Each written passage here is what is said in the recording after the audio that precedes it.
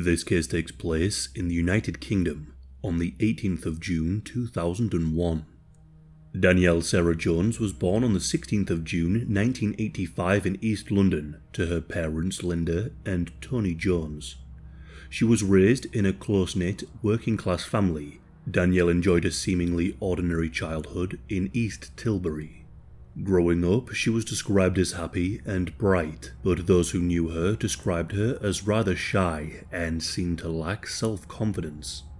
Danielle was the youngest of 3 siblings, and in her teenage years, she was like many of her peers. She loved pop music and had a love for animals, particularly her 2 pet rabbits. As she was coming to the end of her school years, Danielle needed to decide what she wanted to do after. Her goal and desire was to work with children after leaving school, but tragically, this would never come to be. It all began on the 18th of June 2001, when 15-year-old Danielle left her East Tilbury home with a goodbye to her mother, a seemingly unremarkable moment. She was on her way to catch the school bus, just like she did almost every morning. As the day began, nothing seemed out of the ordinary. However, at 2:30 p.m, Danielle's school made a distressing phone call to her parents. The school reported that Danielle hadn't shown up for class that day. This inexplicable absence defied everything that was known about Danielle, a responsible and punctual student who had never deviated from her daily routine. Her family knew that something was horribly wrong. Panic surged through her family, and the town began to stir with concern. After several hours of searching, Danielle was nowhere to be seen. Her parents made the decision to contact the police. As Linda made a call to the police, Danielle's father Tony went to his sister's house to see if she or her husband Stuart had heard anything from Danielle. He knocked on the door, but there was no answer. Tony then peeked through the window, only to see that some camera equipment was set up in the living room. He did find this rather peculiar, but at the time was just more concerned about finding his daughter. After he got no response, he went back home, and the police soon arrived at their house to begin the search for Danielle. The next few days would become a whirlwind of anguish and relentless searching. Family members along with friends joined forces to scour the area in a quest to find Danielle. Some kept vigil at the train station with hopes that she would reappear. But amidst the frantic search efforts, there was one conspicuous absence: Stuart Campbell, Danielle's uncle. Stuart married into the family and was married to Tony's sister. Those who knew Stuart described him as a complex figure. Many saw him as somewhat arrogant, but seemingly affable, especially with children, or at least that's how he appeared on the surface. Yet, a shift in his behavior raised red flags within Danielle's family. Around 18 months prior to Danielle's disappearance, her family began to notice that Stuart had developed an unusual interest in the young teenager. He began meeting Danielle at her school bus stop. Danielle had confided in her mother that she found it strange and confusing that Stuart would do this. He would also visit the home frequently and would always try and sit next to Danielle. The family became concerned with his behavior.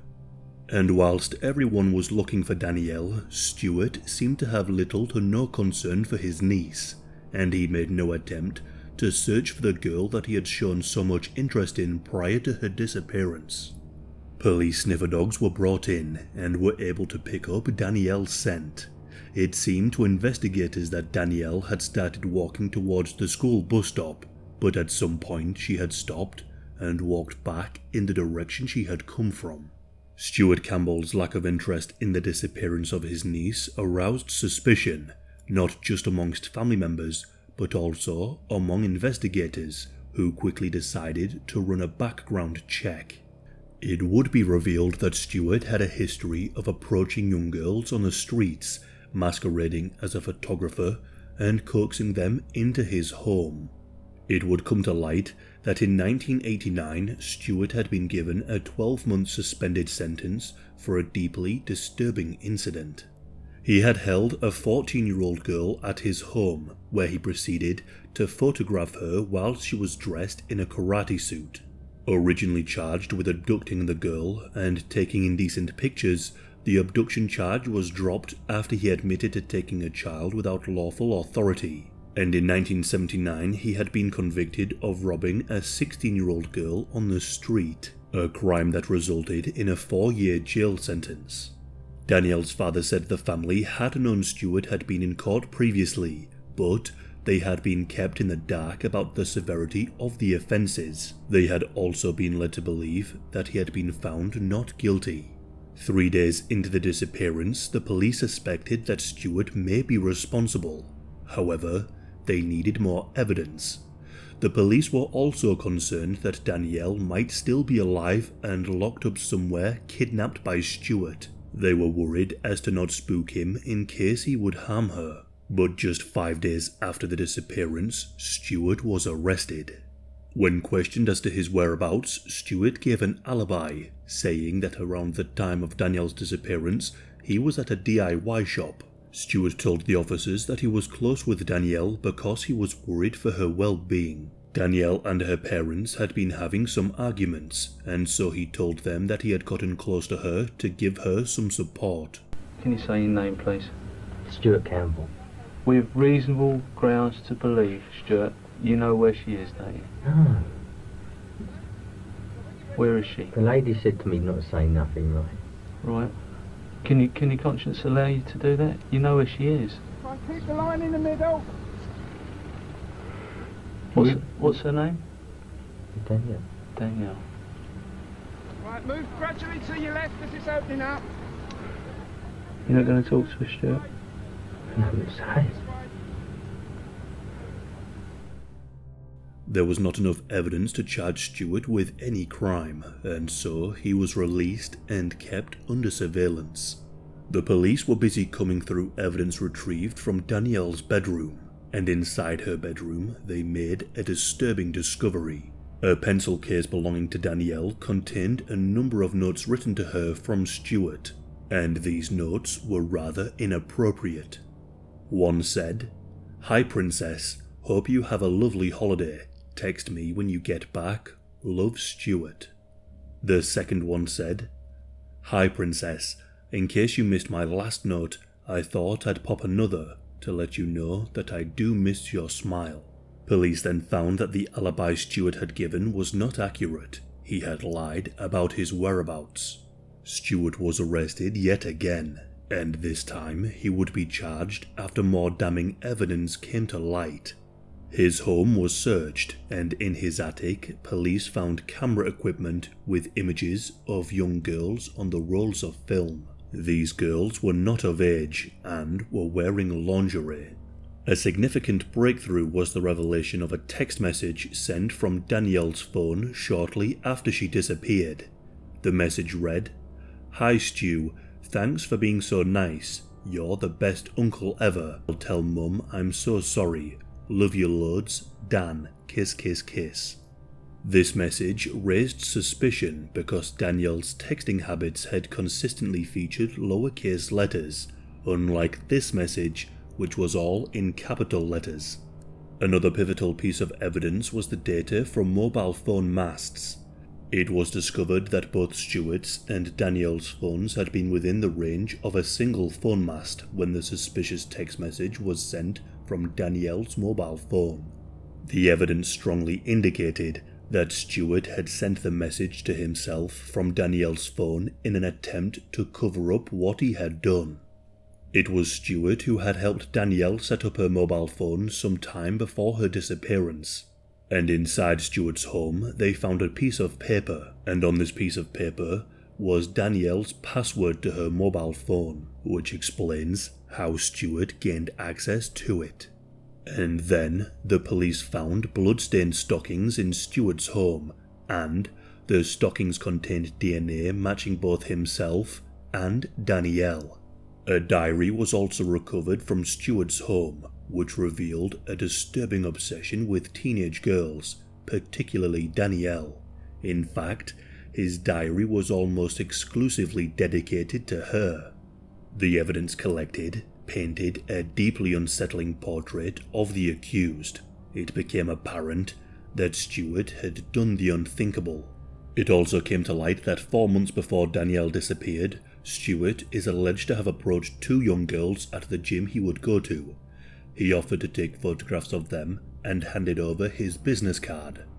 Computer experts also looked into his hard drive, and they discovered that he had downloaded a number of pictures from several internet sites. These pictures were explicit and involved children.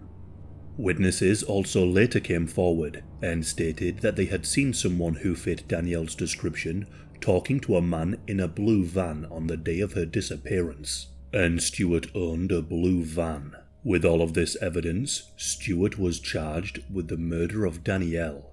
The police knew that he had killed her, but there was no body or murder weapon.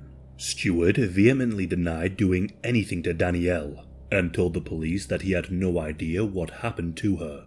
But the evidence was overwhelming. After a 2-month-long trial, Stewart Campbell was found guilty.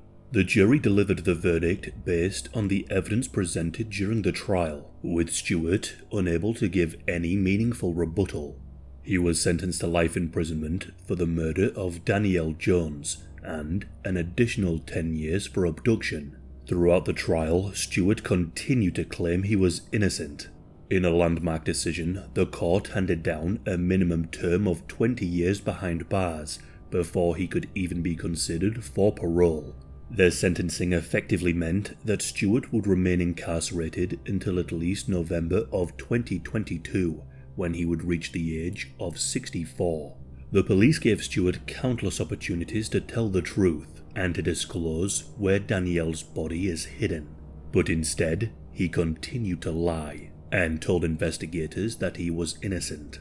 In 2019, Danielle's mother Linda Jones said that she did not want him released unless he revealed where the body was, but Stewart refused.